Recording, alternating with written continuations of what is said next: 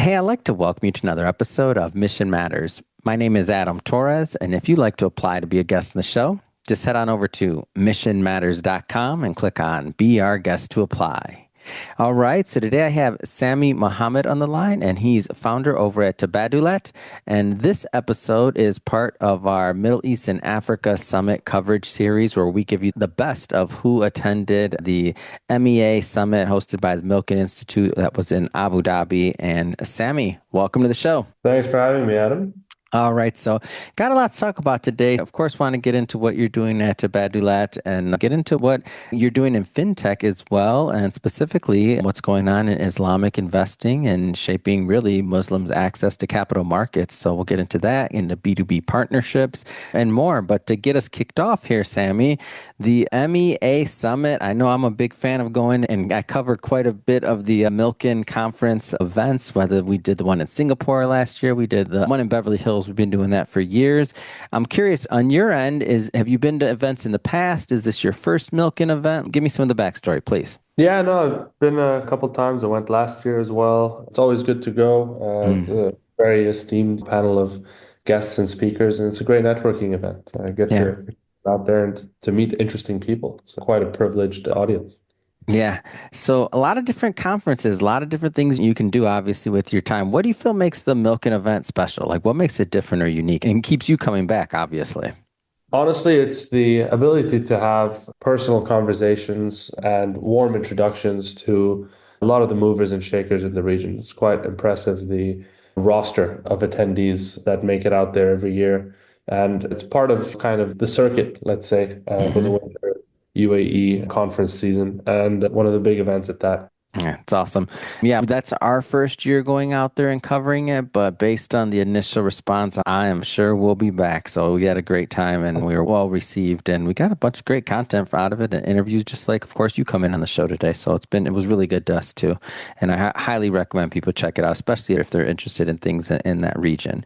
Yeah. Let's switch it up a bit here, Samy. So Tabadulat, I see the term founder. How'd you come up with the idea? Take me back in time a bit. How this company start and tell me about the origin. Absolutely, sure. So I used to be a professional futures trader doing a macro investing strategy in London. I had a small book. I worked at a prop shop and I was essentially running my own investment strategies, had my own oversight, and I was taking outright risk and trying to outperform. Mm, I did that for a while. And I've said it before, there wasn't sort of a major catalyst that led me down this path. But I remember one day distinctly sitting at my desk and at an aggregator at the bottom that showed how many gold contracts were traded over a certain period. I believe it was 4 hours. And the amount of contracts that changed hands was extremely large. There was some sort of liquidity event. And out of curiosity, I looked up how much that represented in terms of notional gold value in tons or so. And it was almost 10 times the amount that existed on the planet. mm, And that didn't sit right with me. And I tried to figure out how is that possible that so much gold had changed hands that would never be able to settle if it were to settle in physical gold mm-hmm. transactions.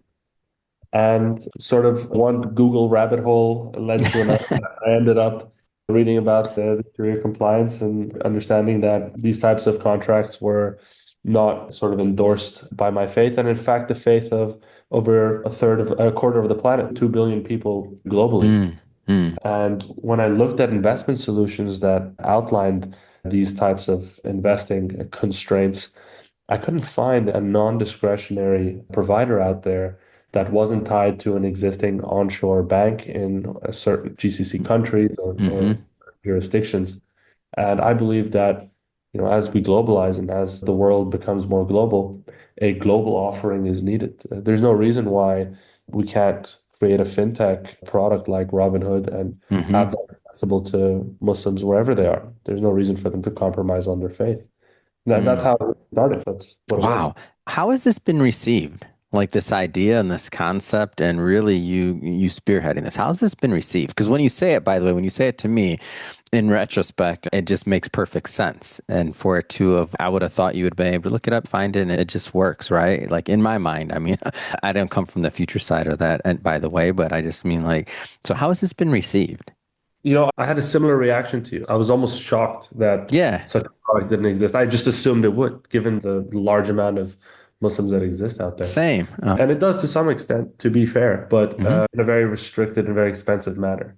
I first put together that Canon moment for any founder, that first deck, and you kind of start shopping it around and you start Yeah. having everyone give you 20 ideas all at once. It was received surprisingly well. And Mm, that's what I think encouraged me to really go down the path. And I got my seed capital quite easily.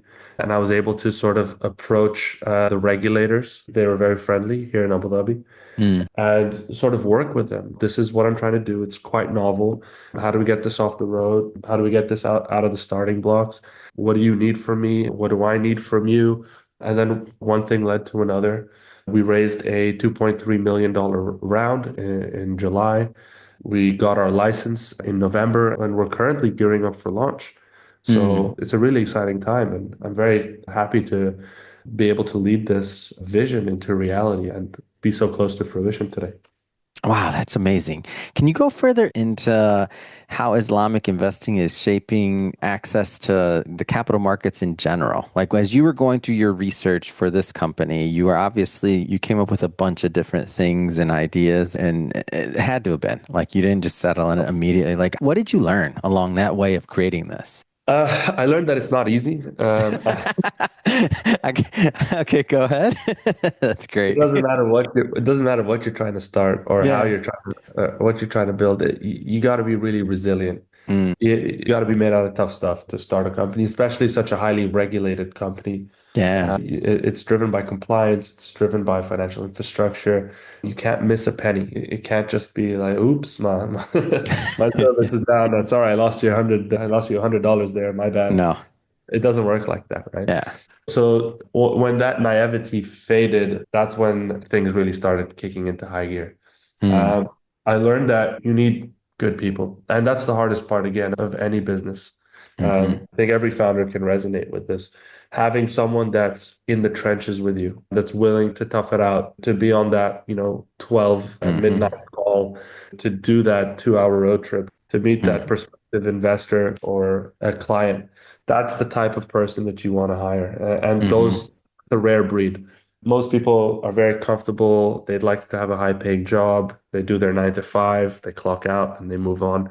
It takes a really special type of person to join an early stage startup and tough it out.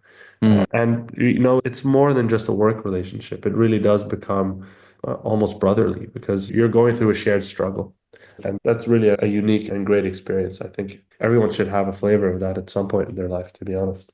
Yeah. Switching it up a bit here, B2B partnerships. How has this played into the Tabadulat story? Like, how have the B2B partnership side of things worked? Yeah, it kind of goes back to that first question as well that I skipped over a little bit. To understand why a would be interested in my solution, we need to understand what the fundamental problem is. Mm, And the problem is that there are assets on financial markets, capital markets, essentially stock exchanges, that are Islamically compliant, that are fine for a Muslim to own, and there are assets that aren't. Just to give an example, gambling is not permissible in Islam. So owning a stock of the Wynn Casino or any not to hmm mention, probably not to mention the name, to own a casino stock would be problematic. But to own a stock of a car manufacturer is not problematic. There's nothing hmm wrong or Islamically non-compliant with buying an auto manufacturer. So the fundamental problem that we faced was how do we scan 40 to 60,000 stocks in 20 global markets mm, and know at any given moment whether they are or are not Islamically compliant. And that's something that we solved for. We then also had to try to create a product out of this. And we realized very quickly that you can't just charge a premium for slapping a halal or Islamic label on it. hmm Users are expecting an uncompromised solution. So we launch with free US stock trading, just like Robinhood, right? Commission free. mm, We launch with a global market access. We have a savings product that gives you a profit share on your uninvested cash. We mm. launch with all of these products that a user, I mean, expectation is really the wrong word. It's a demand at this point. Yeah. you don't have it, you're not going to be able to penetrate the market. And once we created that infrastructure and we went to create our product out of it, our application, we started almost coincidentally speaking to a bank here in the UAE, an Islamic bank. And we mentioned what we were building and how we were doing it, and how excited we were about it. And they almost immediately were like, hey, can we use it? Can we integrate it? Wow. Can that be made available to our customers? So we immediately, and this is one of those things that happens when you try to build a product. Sometimes your user guides your product in a totally different direction to what you would have expected. I would have never expected this, right? Wow. And we created a white label solution, essentially an integrated, what they call nowadays embedded finance into the actual banking application of a local bank here. And that has proven to be a massive success. And we're able to sell that now to bank number two and number three. So we already have two other contracts in the pipeline, one where we have an MOU signed, and another one where we're in early stage discussions. And that first bank really was the one that got us going. We have a fully executed contract. We're in the final stages of integration, and we're really excited about that product launch. Oh man, what a story. I love it. Yeah, when you said it now and you're like, and they're like, can you white label? Can you like, and the good part about it is it's furthering along. It's not really like a pivot. You're not compromising. It's somebody that saw what you were building. They loved it. And they're like, hey, we want in. We want to use this. Our clients can get value from this. So it's just a win-win relationship. Am I off on that in any way? It seems like it's just a big win-win. Absolutely. Yeah. It's the easiest type of sale, right? It's one signature, it's hundreds of thousands of customers. It's the best type. Yeah. And to be honest with you, Adam, when I first started this, I didn't realize that by reinventing the wheel, the capital access wheel, right? The Mm. way to interact with stocks, which is something that's been solved so many times. Yeah. uh, that I would be able to unlock this different product route. And nowadays, we think of ourselves more of an infrastructure player. It doesn't matter what form the product pops up in, whether it's Hmm. an app where you KYC with me, whether you use my infrastructure through a bank. Tomorrow, if we integrate into for a digital wallet or a Hmm. cellular carrier's money solution or anything like that, I'm totally agnostic to the proposition. What Hmm. matters is that my rails, my infrastructure is being used to execute orders and move money. That's how I make money. Mm. And if you'd asked me that or told me that 2 years ago, I wouldn't necessarily have even understood what you were talking about. Oh, that's amazing. Sammy, it's a great story. It's one that I'm happy to bring to my audience and a great part of the MEA Summit series. So thank you. Thank you for coming on today, number one. Also, if people want to learn more about Tabadulat or follow the journey, how do they do that? You can sign up on our website, Tabadulat.com. Hopefully, by the time this episode comes out, you'll be able to download the pilot version of our application. We have a sort of gamified waitlist. Top 200 users will get early access, and you move up by referring people. So if it sounds like you, if this sounds like a product that you'd like to use, go to tabadulat.com and sign up. Fantastic. For everybody listening, just so you know, we'll definitely put some links in the show notes so you can just click on the links and head right on over. And speaking of the audience, if this is your first time with Mission Matters and you haven't done it yet, hit that subscribe or follow button. This is a daily show. Each and every day, we're bringing you new content, new ideas, and hopefully new inspiration to help you along the way on your journey as well. So, again, don't forget, hit that subscribe or follow button. And Sammy, wishing you much more continued success. Thanks for coming on. Thanks for having me, Adam. Appreciate it.